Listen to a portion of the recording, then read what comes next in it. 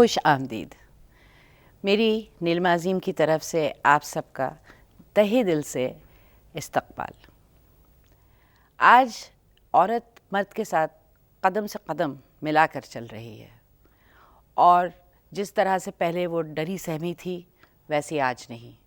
घर की चार दीवारी में जुल्म के सामने अपनी आवाज़ उठा रही है और आवाज़ बुलंद करके अपने हक़ मांग रही है। ये सब आखिर हुआ कैसे? इसकी शुरुआत कहाँ से हुई? जी हाँ, एक ही चीज़ से जनाब, और वो है तालीम, औरतों की पढ़ाई। और आज हमारे मुआशरे में लोग समझ रहे हैं कि तालीम की कितनी अहमियत है और घर में बंद चार दीवारी में सहमी डरी सी लड़कियां जो हैं वो बाहर निकल के स्कूल की तरफ आ रही हैं। और इसी तरह के कुछ मसलों पे आज हम अपने प्रोग्राम में आपसे बातचीत करेंगे। तो आपसे मिलाती हूँ मैं, हमारे ख़ास मेहमान यहाँ सामने बैठे हुए हैं। सबसे पहले तो ज़िया अहमद ख़ान साहब हैं जो कि साइंस एक्टिविस्ट हैं और उनके साथ सना अंजुम बैठी हुई हैं, एजुकेशन डिपार्टमेंट में काम करती हैं। और साथ साथ एस नकवी साहब बैठे हुए हैं, वो मिनिस्ट्री ऑफ अर्थ साइंसेस में काम करते हैं। तो चलिए आज की गुफ्तगू शुरू करते हैं। सबसे पहले तो ये बताइए कि हिंदुस्तान में जगह जगह लड़कियों के अलग अलग कॉलेजेस और स्कूल्स हैं, तो आप लोग इसके बारे में क्या सोचते हैं और ऐसा क्यों है? कुछ रोशनी डालेंगे आप इस बात पे? आपकी क्या राय है, आपके क्या ओपिनियंस हैं इसके बारे में, क्या परसेप्शंस हैं?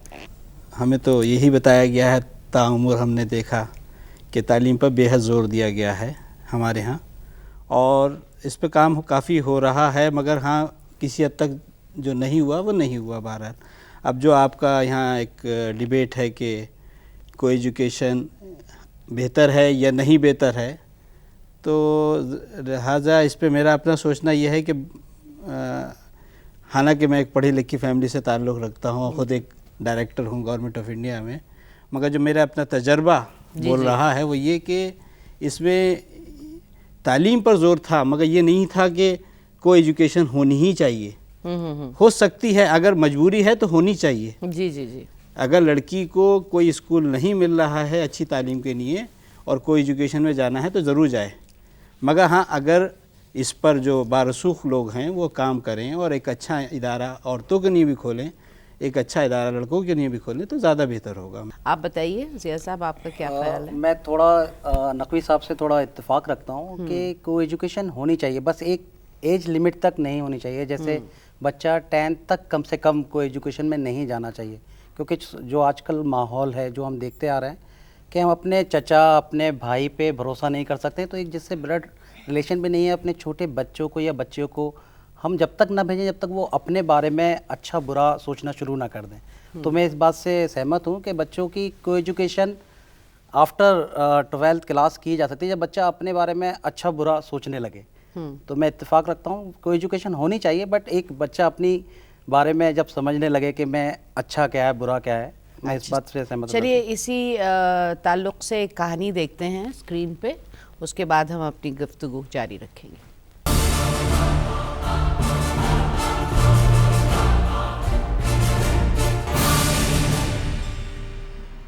पंडित नेहरू ने कहा है, you can tell the condition of the nation by looking at the status of women.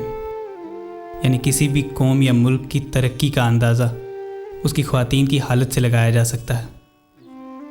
एक तरफ हम कहते हैं कि औरत और मर्द को एक साथ कदम से कदम मिलाकर चलना चाहिए, और दूसरी तरफ हम कदम कदम पर मर्दों के समाज से ख़वातीन को अलग थलग करने की कोशिश करते हैं। जाने अनजाने में ये घर से ही शुरू होता है। जैसे ही बच्ची बड़ी होने लगती है, वालिदैन उसे लड़कों से दूर रखने की खातिर गर्ल्स स्कूल में पढ़ाना चाहते हैं। आज भी हमारे समाज में को एजुकेशन से लड़कियों को दूर रखा जाता है, जबकि तालीम हासिल करने के बाद एक लड़की को मेल डोमिनेटेड सोसाइटी में मर्दों से कंधे से कंधा मिलाकर ही चलना पड़ता है। एक सर्वे के मुताबिक जो लड़कियां को एजुकेशन में तालीम हासिल करती हैं वो ज़्यादा तरक्की पजीर और खुशनुमा ज़िंदगी बसर करती हैं, उनके मुकाबले में जो सिर्फ लड़कियों के स्कूल में तालीम हासिल करती हैं। जहनीत को जंजीरों में जकड़ने के बजाय उसे खुले आसमान में उड़ान भरने का हौसला मैसर करना हर फर्द का फ़र्ज़ अव्वल है। मेरा नाम सना जैदी है और मैं अल्फला इंस्टीट्यूट से बीएड कर रही हूँ। मैम, मुझे लगता है को एजुकेशन बहुत ज़रूरी है एक इंसान के लिए, हर किसी के लिए, क्योंकि जब हम साथ में पढ़ते हैं लड़का लड़की, तो हम दोस्ती भी होती है, बात भी करते हैं और लड़कियों को अपनी प्रॉब्लम्स बताने का मौका भी मिलता है जी। तो जब आपके दोस्त लड़के होंगे वो उन बातों को समझेंगे, उनको भी पता चलेगा कि लड़कियों की क्या प्रॉब्लम्स होती हैं। पॉइंट ऑफ व्यू भी अलग होगा, मेल पॉइंट ऑफ व्यू होगा। जैसे कि अभी हमारा जो प्रोटेस्ट हुआ था उसमें मैं गई वहाँ पर, तो मैंने देखा लड़कियों से ज़्यादा एक्साइटेड लड़के थे, वो चिल्ला रहे थे इस केस के अगेंस्ट। तो ये लड़कों के अंदर ये जो मेंटालिटी आई कहाँ से आई जी। ये कहीं ना कहीं लड़कियों के साथ शेयर करने से आई। बस मैं ये कहना चाहती हूँ, उनसे बॉन्ड करने से आई। हाँ, exactly. बहुत अच्छी तो ये बात, बहुत ज़रूरी है। बेहतरीन। जी जिया साहब, आप कुछ कह रहे थे। मैं इस बात से इत्तेफाक इसलिए नहीं रखता हूँ कि साथ में पढ़ने से पर्सनल डेवलपमेंट और ये चीज़ें निर्भर नहीं करती हैं, क्योंकि मैं अलीगढ़ से एजुकेशन हासिल की है मैंने, और मेरे साथ नकवी साहब भी मेरे सीनियर हैं। मैंने वहाँ के बच्चों के अंदर जो पर्सनैलिटी डेवलपमेंट और एटीट्यूड देखा है वो बहुत अच्छा है, जबकि वहाँ पर कोई एजुकेशन शुरू से नहीं है। हमारे यहाँ लड़कों के स्कूल अलग होते हैं, लड़कियों के अलग होते हैं, बट हर फील्ड में अगर आप देखेंगे तो लोग बहुत आगे हैं। अलीगढ़ से जो लोग पढ़ के निकले हैं, हर जगह कोई कहीं प्रेसिडेंट ऑफ इंडिया भी हैं, अच्छी अच्छी पोस्ट पे बैठे हैं, चाहे वो लड़कियां हों या लड़के हों। तो मेरी सोच थोड़ा अलग है। हमारे यहाँ जो हमारी एजुकेशन थी, हम 10th तक एकदम अलग थे। जैसे हम 12th या प्रोफेशनल कोर्सेज में आए तो हम लोगों ने साथ पढ़ा। ऐसी बात नहीं है, क्योंकि लड़कियाँ घर में माँ भी होती हैं, बहन भी होती है। एक शेर है कि जीस्त एक इश्का उनवा भी तो हो सकती है, वो औरत जिसे दिल खोल के चाहा जाए, सिर्फ बीवी नहीं एक माँ भी तो हो सकती है। तो लड़कियों का मकसद सिर्फ यही नहीं है कि हम बाद में जाके जाने। मैन तो परवरिश हमारी घर से ही शुरू होती है, सबसे बड़ा स्कूल हमारा घर है। तो हम अपने बहन भाई से इंटरेक्ट करके भी चीज़ें सीखते हैं, और आसपास में हमारी खाला मोमानी, क्योंकि हमारा तो जॉइंट फैमिली का एक सिस्टम रहा है हमेशा, तो वहाँ पर हम लोग बात कर पाते हैं।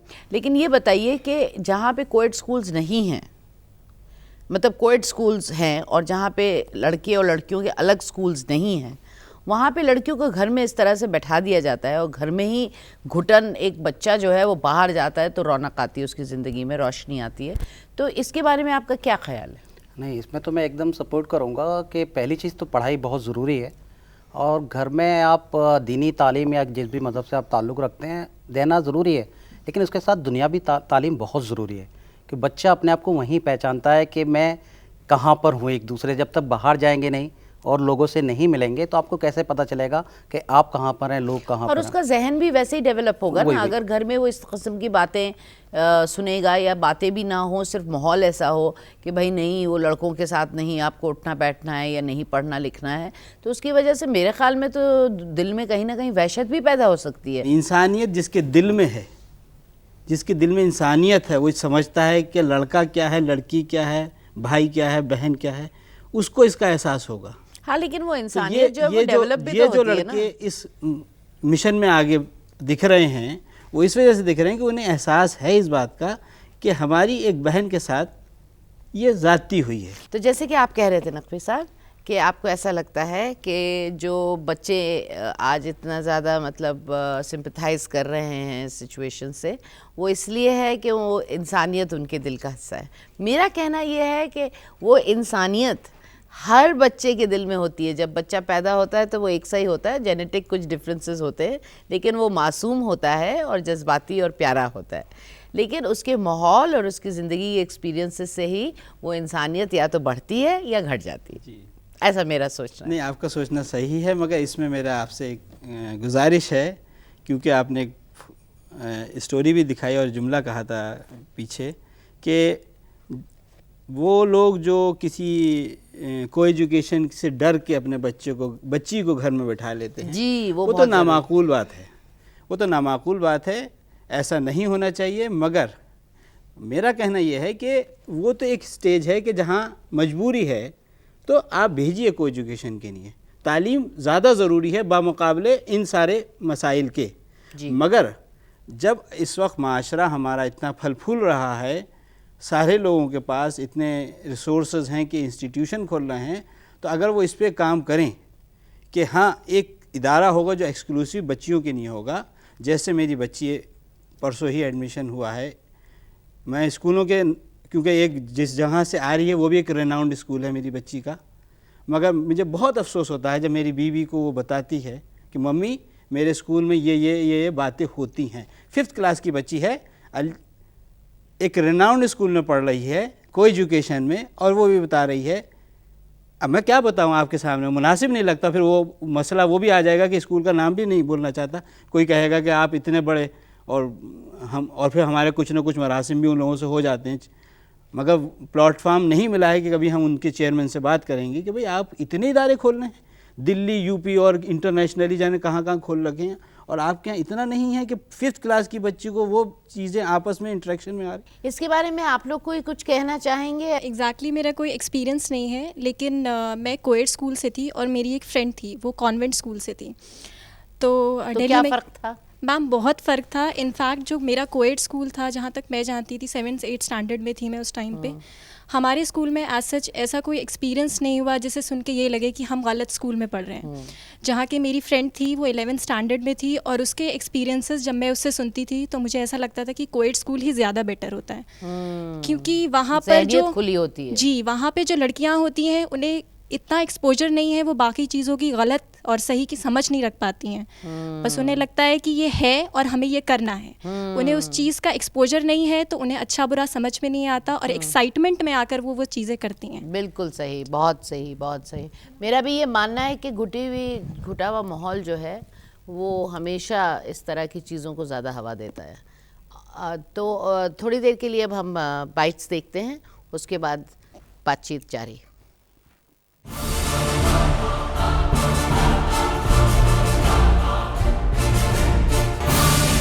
मेरे हिसाब से उनको एज अ वुमेन मैं स्ट्रेस करूँगी कि एजुकेशन तो देनी ही चाहिए लड़कियों को, प्लस को एजुकेशन भी देनी चाहिए। चाँद तक कोई पहुंचा है तो हमारी बहनें ही वहां तक पहुंची हैं। को एजुकेशन मैं समझती हूँ बहुत ज़रूरी है। आजकल काफ़ी जगह भी देखा जाए तो सबको यही जागरूक किया जा रहा है कि लड़का लड़की सब एक समान है। एक दूसरे जेंडर के बारे में उनको वो मिसगिविंग्स रहती हैं, मतलब वो सारी जो उनकी प्रॉब्लम्स हैं इंटरेक्शन से, जो एक हवा होता है वो दूर हो जाता है। को एजुकेशन में ज़्यादा मेंटल, फिज़िकल और उनकी हर तरह की जो है मतलब डेवलपमेंट होती है, और वो आने वाले वक्त के लिए एक समाज का एक बहुत अच्छा हिस्सा जो है और एक कामयाब गृहिणी बनती है।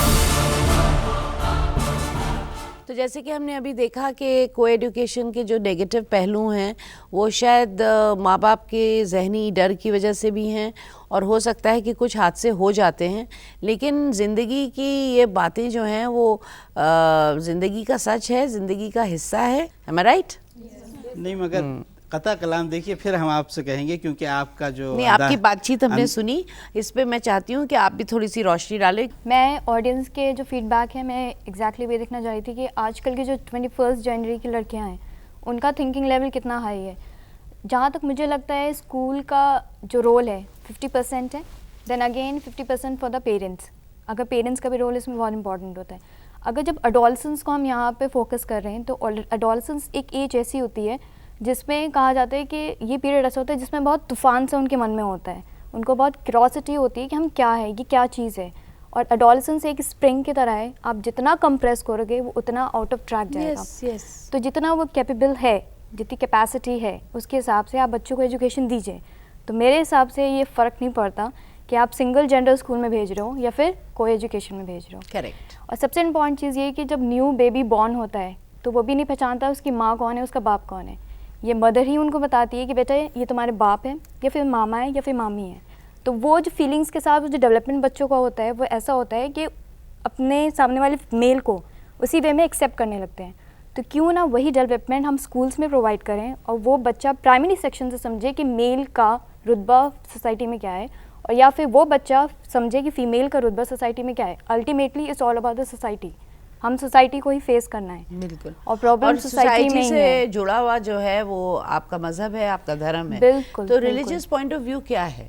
देखिए, रिलीजियस पॉइंट ऑफ व्यू की जहाँ तक बात आती है, इस्लाम इसकी बिल्कुल तरगीब देता है, ज़ोर देता है कि एजुकेशन ज़्यादा से ज़्यादा होनी चाहिए, और उसमें औरत के लिए इस्लाम ने बहुत ज़्यादा ज़ोर दिया है, क्योंकि वो औरत जो है मेमार होनी है पूरी एक नई जनरेशन की। वो आर्किटेक्ट है जो अपनी नई जनरेशन को बनाएगी। तो लिहाजा इस्लाम ने तो इस पर बहुत ज़ोर दिया है, और इस पे कुरान भी कहता है, अहादीस भी कहती है कि नहीं, अपने बच्चों को, अपनी बच्चियों को पढ़ाओ, लाजमी है और वाजिब है। तो इस्लाम तो ये चाहता है कि बच्चियाँ पढ़ें। इस्लाम को कहा जाता है कि इस्लाम एक ऐसा रिलीजन है जिसमें फ्रीडम औरतों को बेखुला दिया गया है, लेकिन बशर्त ये है कि आपकी जो नीयत है, क्योंकि अल्टीमेटली अगर इस्लामिक वे में देखा जाए तो परमानेंट एग्जिस्टेंस नहीं है हमारा दुनिया में। We have to face one day to Allah, right. तो अल्लाह ताला उस वक्त आपको नीयत के हिसाब से जज करेंगे, ना कि ये देखा जाएगा कि आपने कोएड में पढ़ा कि सिंगल जेंडर स्कूल में पढ़ा। अगर आप कोएड में जा रही हैं, एग्जैक्टली, अगर आप कोएड में जा रहे हैं तो आपकी कुछ लिमिटेशंस हैं, और ये लिमिटेशन हर एक लड़की के अंदर होना चाहिए। क्या लिमिटेशंस हैं वो आप लोग ऑलरेडी मेरे ख्याल में घर से बहुत कुछ, फैमिली बैकग्राउंड बहुत मैटर करता है, जहन, खुली तबीयत, इस सबसे बहुत फर्क पड़ता है। I would like somebody from an entirely different religion to speak about this. Ma'am, Hindu धर्म तो बहुत ही अच्छा है और मैं उस जिस हिसाब से मैं फॉलो कर रही हूँ, मुझे इसमें कोई कमी नहीं नज़र आती, और हमें हर चीज़ की एक सीमा में रहकर छूट दी गई है, पढ़ने की, लिखने की, आज़ादी से रहने की। तो मुझे इसमें कोई ऑब्जेक्शन नहीं है, और मैंने इस्लाम धर्म में, मतलब इसको मैं हासिल कर रही हूँ क्योंकि मैं अल-फलाह से कर रही हूँ एजुकेशन अपनी। तो मुझे इनमें भी कोई फ़र्क नज़र नहीं आया, क्योंकि जितनी ही एहतियात और किताबें एक ही बात कहती जी हैं। जी जी, जितनी आज़ादी से मैंने अपने आप को देखा, उतनी आज़ादी से मेरे साथ की सहेलियाँ मेरे से मतलब हासिल कर रही हैं, तो आई हैव नो ऑब्जेक्शन। अगर हम हाइपोथेटिकली मान लेते हैं कि को एजुकेशन में ही हमें अपने बच्चों को भेजना है, और जैसे कि आपके बच्चे तो पढ़ ही रहे थे, तो ये बताइए कि कौन सी ऐसी एहतियात है जो हमें बरतनी चाहिए? कुछ ऐसी बातें हम अपने बच्चों को सिखाएं या समझाएं, या फिर ख़ुद इंटरेस्ट रखें, आते जाते रहें स्कूल में, और बच्चों से दोस्ती रखें ताकि वो हर चीज़ आपको बताएं। ऐसा मैं मुझे ऐसा लगता है। एकदम इत्तेफाक रखता हूँ कि बच्चों को अगर हम भेज रहे हैं, पढ़ाई सबसे पहले है, तो अपने बच्चों से एक दोस्त की तरह हम बिहेव करें, ताकि बच्चा स्कूल में दिन भर क्या कर रहा है, बेटा आपने क्या किया, वो आके अपने दोस्त को ज़रूर बताता है, क्योंकि स्कूल ऐसी जगह है जहाँ पे रूटीन वर्क काम से हट के कोई बात होती है तो बच्चा अपने दोस्तों से शेयर करता है। तो हमारा ये मानना है कि हमें एक एहतियात सबसे बढ़िया है कि अपने बच्चों के साथ बहुत दोस्त की तरह हम बात करें, ताकि कोई भी बात है वो आकर हमसे बात कर सके, ताकि कोई भी ऊपर वाला ना करे। जैसे हम लोग सोचते हैं कि छोटे बच्चों को स्कूल में कोई प्रॉब्लम आए तो वो हमें पता चल, ऊपर वाला ना करे या फिर पड़ोसी ना करे। जी जी, आप कुछ बताना चाहेंगे? जी, मैं इस पे ये कहना चाहूँगी कि आपने जो कहा बिल्कुल सहमत हूँ उस बात से मैं। अगर मैं एजुकेशन की बात करती हूँ और टीचर्स और गाइडेंस की यहाँ पर बात हो रही है, तो एजुकेशन के पॉइंट ऑफ व्यू से स्कूल सबसे पहले आपका घर है, और टीचर सबसे पहले आपके पेरेंट्स हैं। पेरेंट्स को बच्चों के साथ not as a friend, what I suggest, be as a teacher and a guider, जिसमें आपका इमोशनली अटैचमेंट नो डाउट रहेगा, क्योंकि एक टीचर कभी नहीं चाहेगी कि उसके स्टूडेंट्स का करियर स्पॉइल हो। और वो मैं आपसे एक बात बताऊंगी कि बच्चे 10, 11, 12 साल के बाद, मैक्सिमम 13 के बाद काफ़ी रिबेलियस हो जाते हैं। मैं इसी पॉइंट और पे अगर आप टीचर बन के रहेंगे, माँ बाप के साथ साथ टीचर ज़्यादा रहेंगे और दोस्त कम, तो फिर वो आपको नहीं बताएंगे। बिल्कुल सही नहीं बताएंगे। इनफैक्ट आप दुश्मनों के कैंप का एक हिस्सा हो जाएंगे कि इनसे तो बिल्कुल ही नहीं कहना, क्योंकि ये तो हमारे टीचर्स हैं। और 12वीं 13वीं उम्र में, जैसे 12वीं साल में हम लोग एंटर करते हैं, 13वीं साल में एंटर करते हैं, तो वो एक एटीट्यूड आ जाता है कि टीचर्स, पेरेंट्स, अथॉरिटी, तो उसके अगेंस्ट तो रिबेल करता ही है ना बच्चा, इसीलिए वो इंडिविजुअल बनता है। मैं आपसे एकदम सहमत हूँ। बच्चे के साथ एकदम दोस्त बन के आप जब तक नहीं रहेंगे ना, बच्चा अपने दिल की बात नहीं कहेगा।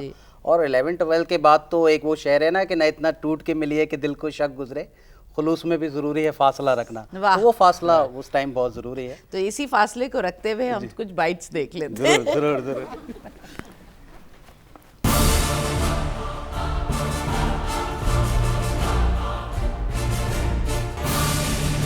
इस्लाम के अंदर तालीम हासिल करना किसी भी ज़बान में हो, लड़की के लिए सबसे पहले ये चीज़ ज़रूरी है। को एजुकेशन बेस्ट था पहले के ज़माने में। आई डोंट थिंक इस टाइम ठीक है को एजुकेशन। को एजुकेशन का जो डर पेरेंट्स के मन में है, वो ऐसा कोई नहीं होना चाहिए। हाँ, इंस्टीट्यूशन से, गवर्नमेंट से, सबसे उसके लिए सोशल सिक्योरिटी का अरेंजमेंट अच्छे से होना चाहिए। हर एक माँ बाप को ये सोच के आगे चलना चाहिए कि हमारी लड़की नहीं, ये लड़का ही है।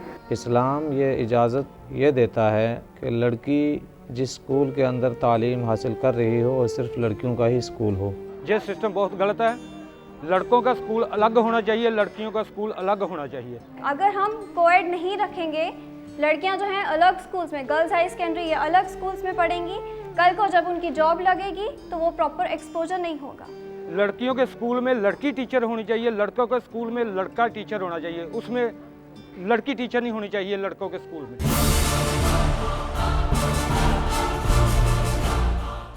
तो यही फ़र्क है, को एजुकेशन में आप खुली तबीयत के होते हैं और नहीं तो फिर या यूँ होते हैं या फिर ये होते हैं। तो मैडम मैं इसमें इंटरप्ट करूँगा, को एजुकेशन के बाद ज़रूरी नहीं है कि आपके अंदर बहुत पर्सनैलिटी डेवलपमेंट आते हैं, ऐसा कुछ नहीं है। को एजुकेशन में जो बच्चे नहीं पढ़ते हैं वो आज कहाँ नहीं है, मैं आपको नाम नहीं ले पाऊँगा, इतनी बड़ी लिस्ट है, वो को एजुकेशन कभी नहीं गए।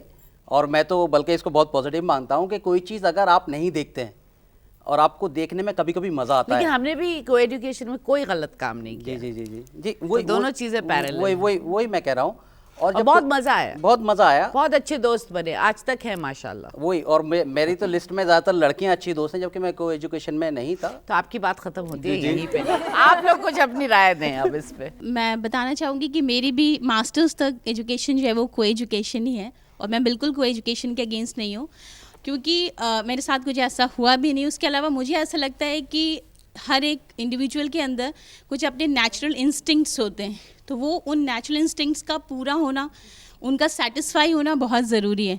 तो जैसा आपने कहा कि क्वेड में बहुत सारे ऐसे लोग हैं जो बहुत ऊंचे स्टेटस पे हैं, अच्छे अच्छे जॉब्स में, तो हमें पता है कि अलग से गर्ल्स के लिए, अलग से बॉयज़ के लिए बहुत अलग अलग यूनिवर्सिटीज़ नहीं, एक स्टेज पे आने के बाद उन्हें को एजुकेशन में जाना ही पड़ता है। लेकिन अगर आप शुरू से ही डालेंगे तो जो एक क्यूरियोसिटी होती है लड़कियों के अंदर या लड़कों के अंदर ऑपोजिट सेक्स के लिए, तो वो मुझे लगता है काफ़ी हद तक ख़त्म हो जाती है। कोई आपके दिमाग में ये नहीं रहता कि लड़का होगा तो वो कैसा होगा, वो हमारे साथ कैसा बिहेव करेगा। तो आप ये बताइए कि ये अवेयरनेस कैसे पैदा की जाए और कैसे पैदा कर सकते हैं, और इनके सॉल्यूशंस क्या हैं, आप बताइए। Mike please. ज़्यादातर जो पेरेंट्स को डर होता है को एजुकेशन स्कूल में भेजने का बच्चों को, वही होता है कि गलत चीज़ें ना सीखें वो। तो वो गलत चीज़ें क्या होती हैं, वो जैसे कुछ सीख कर आए बाहर से। बिल्डिंग के बच्चों से भी सीख सकते हैं आप। फिर आप ये कहेंगे कि सिर्फ औरतों के ही साथ जिए। एग्जैक्टली। तो हमें चाहिए एज पेरेंट्स कि हम बच्चों को वो बातें जो गलत सीखें वो बाहर से, वो उससे पहले ही सही उन्हें बताएं, या अगर वो बाहर से गलत सीख के आते हैं तो हम उन्हें बताएं कि ये गलत है और ये सही है, सही ढंग से, ताकि वो उसको समझ सकें अच्छे और से। मेरा ये मानना है कि घर के माहौल से बहुत फ़र्क पड़ता है। कोई और? इसके लिए ज़्यादा ज़रूरी है कि फैमिली जो है, यानी कि बच्चों की तरबियत अच्छी होनी चाहिए, को एजुकेशन हो या ना हो। आप लोग अपने अपनी राय इस पे तीनों जो हैं, हमारे आप मखसूस मेहमान हैं, थोड़ा 2 मिनट इस पे बात कीजिएगा कि क्या सॉल्यूशंस लगते हैं आपको। मैं तो एक शेर के साथ अपनी बात ख़त्म करूँगा कि ना हम सफ़र ना किसी हम नशी से निकलेगा, और हमारे पाँव का कांटा हम ही से निकलेगा। यही बेस्ट सॉल्यूशन है उसका। बहुत अच्छी बात है। सिर्फ सॉल्यूशन ये है कि आफ्टर 10th या फिर आप 8th स्टैंडर्ड से बच्चों को तालीम घर में और स्कूल में भी अच्छे से दीजिए। अभी रिसेंटली CBSE बोर्ड ने एक नया सब्जेक्ट लॉन्च करा है, that would be for 50 school only, और ये पैनल डिस्कशन के थ्रू ही निकाला गया है, और ये पायलट टेस्टिंग है, और सब्जेक्ट है जेंडर सेंसिटिविटी, मीन्स कि आप कितना सेंसिटिव है जेंडर को लेकर, ह्यूमन राइट्स को लेकर। अगर हम ह्यूमन राइट की बात करते हैं तो वुमेन की ह्यूमन राइट्स हैं, राइट टू एजुकेशन की हम बात करते हैं तो राइट टू एजुकेशन वुमेन को भी है। तो फिर क्यों, क्या यही सोल्यूशन है कि सैग्रीगेट करके पढ़ाया जाए, बॉयज़ को अलग और गर्ल्स को अलग? यही सोल्यूशन नहीं है। सोल्यूशन ये है कि आपकी जहनियत सही होनी चाहिए। सोल्यूशन ये है कि सामने वाले इंसान को आप कैसे एक्सेप्ट कर रहे हो, किस नज़रिए से देख रहे हो, क्योंकि ऑल टुगेदर सब नज़रिए की बात है। डिग्री है, नज़रिया है, और नज़रिए से ही आप सोसाइटी में लीड कर सकते हो। बिल्कुल, वाइड परसेप्शन होना चाहिए। ये सारे पहलुओं को मद्देनज़र रखते हुए अगर को एजुकेशन हो सकती है, वही एक मजबूरी बन रही है, तो ज़रूर कीजिए, और अगर वो नहीं है उससे बेहतर अल्टरनेटिव है। जैसे मैंने अपना केस बता दिया कि मैं इस तलाश में था और मुझे मिल गया, तो मेरी बच्चियों में पढ़ेगी, और मैं समझता हूँ कि यकीनन बहुत अच्छी बनेगी। क्यों? क्योंकि तालीम एक हिस्सा है। तो अब मैं ये कहता हूँ कि भले ही हमारे यहाँ और बहन भाई नहीं हैं जो दूसरी मज़ाहिब से बिलोंग करते हैं, मैं उनकी तरफ से भी कहना चाहूँगा, क्योंकि मैं कैथोलिक लोगों में बैठा उठा हूँ। गोवा में मेरा 10 साल का तजर्बा है, मैं साइंटिस्ट था और बहुत घूमा फिरा हूँ, विदेशों में जाता रहता हूँ। हिंदुओं के साथ भी बैठता उठता हूँ, भगवद गीता मैंने पढ़ी है, तो मैंने तो ये देखा कि ये तहज़ीब है, तमद्दुन है जो हमारे मुल्क का था। और ऐसा नहीं है कि हमारे हिंदू भाइयों में नहीं था, ये हिंदू भाइयों में भी वही चीज़ थी। और बस कैथोलिक्स भी आज इसको बहुत प्रमोट करते हैं और उनके ही स्कूल्स हैं जो ये चल रहे हैं। तो ये चीज़ जो है, चाहे वो क्रिश्चियंस हों या हिंदू हों या मुसलमान हों, सबके यहाँ ये छुपी हुई है। हाँ, आज कुछ वजूहात हुई जिसकी वजह से माशरा बिगड़ा, इस चीज़ को समझने की सख्त ज़रूरत है और उसी फोरम के लिए शायद ये सब डिस्कशन भी शुरू हुआ है। आप लोगों के साथ बातचीत करके बेहतरीन वक्त गुजरा, बहुत अच्छा लगा और thank you so much for coming on our show. आखिर कब तक, शुक्रिया। आखिर में एक शेर सुन के खुदा हाफिज़ करते हैं। तालीम लड़कियों की ज़रूरी तो है मगर, तालीम लड़कियों की ज़रूरी तो है मगर, खातून खाना हो वो सभा की परी ना हो। तो चलिए, बहुत अच्छा रहा, आज अच्छी गुफ्तगू रही और अब हम आपसे एक हफ्ते बाद फिर मिलेंगे एक नए मौजू को लेके। तब तक हमारे साथ बने रहिएगा। नीलमा अजीम की तरफ से खुदा हाफिज़, सलाम।